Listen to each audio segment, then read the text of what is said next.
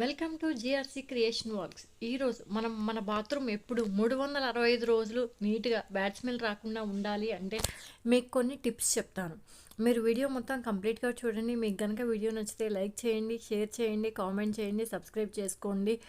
అలాగే నా బాత్రూమ్ చూడండి ఎలాగా ఉందో. మీరు వీడియో మాత్రం కంప్లీట్గా చూడండి. నేను మధ్య మధ్యలో టిప్స్ చెప్తాను. బాత్రూమ్ ఎప్పుడూ 365 రోజులు కూడా నీట్గా ఉండాలి అంటే ఏం చేయాలో, సరేనా? చూడండి నా బాత్రూమ్ ఎలా డర్టీగా తయారైంది. నేను కావాలని ఇలా ఉంచాను, ఎప్పుడు ఇలా ఉంచను. నేను ఎక్కువ ఫ్రీక్వెంట్గా క్లీన్ చేసేసుకుంటూనే ఉండను. ఫ్రీక్వెంట్గా అంటే నేను కావాలి అని పని ఏం పెట్టుకోను. బాత్రూమ్ క్లీనింగ్ ఈ స్నానం చేసేసే ముందు ఒక 5 మినిట్స్ టైం ఉంది అనుకున్నాను అనుకోండి, ఆ 5 మినిట్స్లో బాత్రూమ్లో ఏదో ఒక పార్ట్ క్లీన్ చేసి స్నానం చేసి వస్తాను. ఎందుకంటే ఎలాగో హాట్ వాటర్ ఉంటాయి కదా, ఆ హాట్ వాటర్తోనే ఒకరోజు ట్యాప్లని, ఒకరోజు కమోడు, ఒకరోజు సైడ్ వాల్స్ అలా.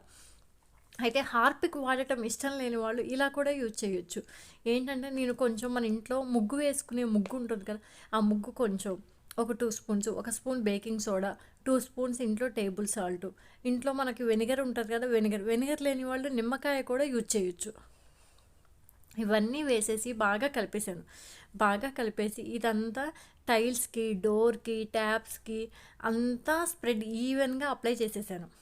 ఈవెన్గా అప్లై చేసేసి 5 మినిట్స్ ఉంచేస్తాను. ఉంచేసాక మనం నార్మల్గా మన ఇంట్లో బాత్రూమ్ క్లీన్ చేసుకోవడానికి కొన్ని వాడుతుంటాం కదా, అవేంటో ఇప్పుడు నేను చూపిస్తాను మీకు. Brush, handle brush, sponge, small brush, చిన్న బ్రష్, చీపురు ఎందుకు యూజ్ చేస్తాను అంటే చీపురుతో ఫ్లోర్ కొంచెం సర్ఫేస్ గట్టిగా రుద్దేసామనుకోండి, ఎక్కడ మురికి అక్కడ ఈజీగా పోతుంది. దీన్నంతా అప్లై చేసేసి బాగా రుద్దేసుకుంటాను. చేతులకు మాత్రం నేను కవర్స్ కట్టేసుకున్నాను. ఎందుకు అంటే కొంతమందికి ఉప్పు పడక చేతులు మంట మండుతాయి, అందుకోసం అని చెప్పి కవర్స్ వేసేసుకున్నాను. మీ దగ్గర గ్లౌజులు ఉన్నా వేసేసుకోండి, పర్లేదు. ఎట్లాగో వేస్ట్ కవర్స్ ఉంటాయి కదా. అది ఈ స్క్రబ్బర్ ఏంటంటే వేస్ట్ స్క్రబ్బర్ ఒకటి ఉంది, దాంతో పెట్టి ఫస్ట్ రుద్దుతున్నాను. ఎందుకంటే ఒకవేళ ఈ స్క్రబ్బర్తో అరిగిపోయిన తర్వాత నెక్స్ట్ ఆ స్క్రబ్బర్ యూజ్ చేసేసుకోవచ్చు, బ్రష్తో ఉన్నది. ఇలా మొత్తం డ్రైన్ పాయింట్ దగ్గర నుంచి క్లీన్ చేసుకుంటాను. నేను కొన్ని టిప్స్ చెప్తాను అన్నాను కదా, మీ డ్రైన్ పాయింట్ ఎప్పుడు క్లోజ్ అవ్వకుండా మీరు చూసుకోవాలి. ఏంటంటే హోల్స్ ఊడిపోతే వాటర్ పోక ఆగిపోయి క్లాగ్ అయిపోతుంది. అందుకోసం మీరు వీక్లీ వన్స్ అయినా కొంచెం ఒక హాఫ్ బకెట్ హాట్ వాటర్, దాంట్లో కొంచెం సాల్ట్ వేసేసి ఆ డ్రైన్ పాయింట్స్లో పోసేయండి. ఇలా చేయడం వల్ల బ్యాక్టీరియా అనేది చనిపోతుంది. డ్రైన్ పాయింట్స్ అనేది క్లోజ్ అవ్వకుండా, క్లాగ్ అవ్వకుండా మనం ఎప్పుడు పోసినా వాటర్ ఈజీగా వెళ్ళిపోతాయి. ఇంకొకటి, ఇప్పుడు బాత్రూమ్స్ అందరికీ కామన్గా ఇంట్లోనే ఉంటున్నాయి కాబట్టి ఇంట్లో మీరు ఏం చేస్తారంటే ఒక డెటాల్ సోప్ పెట్టేసుకోండి బాత్రూంలో. లేదు అంటే బయట సైడ్ శానిటైజర్ అయినా యూజ్ చేయండి. అలా యూజ్ చేయడం వల్ల మనం కొన్ని ఏంటంటే అలా యూజ్ చేయడం, శానిటైజర్ యూజ్ చేసుకొని వచ్చేస్తే బ్యాక్టీరియా ఏమైనా ఉన్నా అక్కడే చచ్చిపోతాయి. అందుకోసం డెటాల్ సోప్ కానీ శానిటైజర్ కానీ కంపల్సరీగా యూజ్ చేయండి. బాత్రూమ్ క్లీనింగ్ అయిపోయింది. నేను మొద్దు చీపురు అంటే పుల్లల చీపురుతో కూడా రుద్దేశాను. రుద్దేశాక చూడండి వాటర్ పోస్తే ఎలా మురికిపోతుందో. మీకు బాత్రూమ్కి డోరు పీవీసీ కాకుండా చెక్కతో తయారు చేసింది అయితే కొంచెం కొబ్బరి నూనె ఒక క్లాత్కి అప్లై చేసేసి ఆ కొబ్బరి నూనెతో ట్యాప్స్, డోరు అలా తుడిచేయండి. కొంచెం ఆయిల్, కొబ్బరి నూనెనే కాదు ఏ ఆయిల్ అయినా పర్లేదు, ఏదో ఒక ఆయిల్తో అలా తుడిచేసేసారనుకోండి, వాటి వల్ల మళ్ళీ ఎక్కువ మురికి తొందరగా పట్టదు. First one. సెకండ్ వన్ ఏంటంటే ఈ ఊరికే తడుస్తూ ఉంటాయి కదా, అలా తొందరగా పాడైపోకుండా లైఫ్ ఎక్కువ వస్తాయి. మనకి మురికి పట్టదు, లైఫ్ ఎక్కువ వస్తాయి, తుప్పు రాకుండా, చెదలు ఇట్లాంటివి రాకుండా ఉంటాయి. చూశారు కదా, నేను బాత్రూమ్ కమోడ్ కింద నుంచి కూడా క్లీన్ చేసుకుంటూ వస్తాను. పైన మెరుగులు కాకుండా మొత్తం డీప్ క్లీన్ చేసుకోవాలి కదా. ఈ ట్యాప్స్కి మన స్మాల్ బ్రష్, టీత్ బ్రష్ తీసుకొని రుద్దేస్తాను, అలా ఈజీగా క్లీన్ అయిపోతాయి.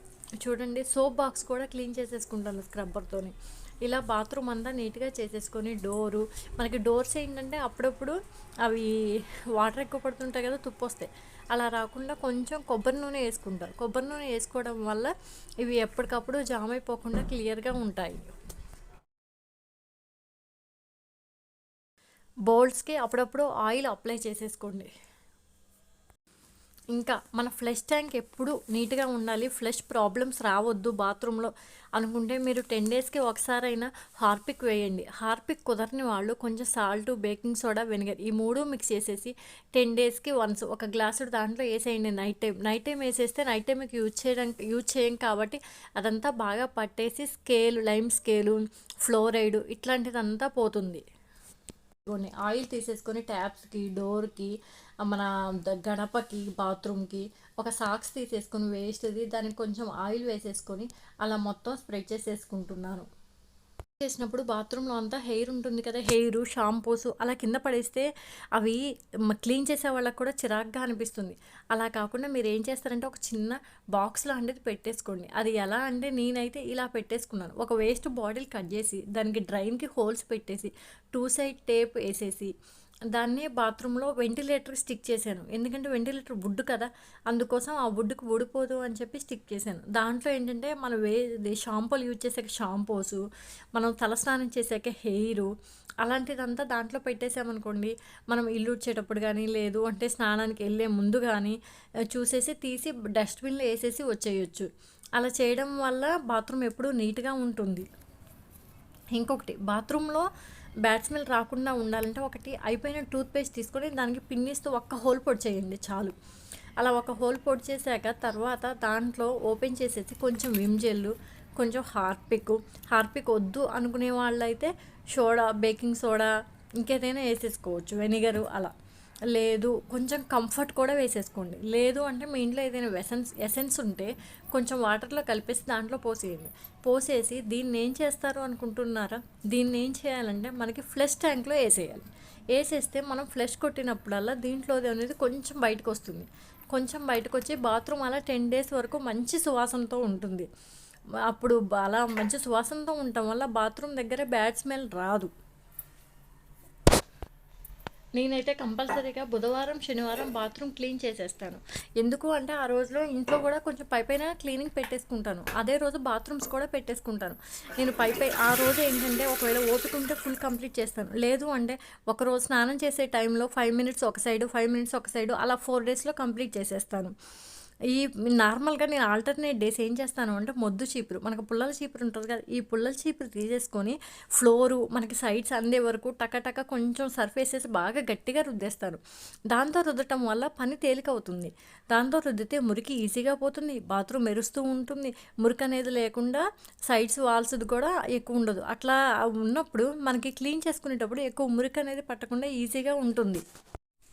బాత్రూమ్ ముందు మ్యాటు అందరూ స్నానం చేసేసి 9-10 వరకు వెళ్ళిపోతారు కదా, వెళ్ళిపోగానే ఈ మ్యాట్ తీసేసి బయట గాలి తగిలే చోట కానీ ఎండ తగిలే చోట కానీ ఆరేస్తాను. ఇలా ఆరేయడం వల్ల మనం తడికాళ్ళతో వచ్చి తొక్కుతుంటాం కదా, అవి ముక్క వాసన స్మెల్ రాకుండా బయట గాలికి ఆరేయడం వల్ల ఇవంతా మళ్ళీ ఎండిపోయి డ్రైగా కొత్త వాటిలా ఉంటాయి. ఇలా చేయడం వల్ల బాత్రూమ్ దగ్గర స్మెల్ అనేది రాదు, మ్యాట్స్ కూడా స్మెల్ రావు.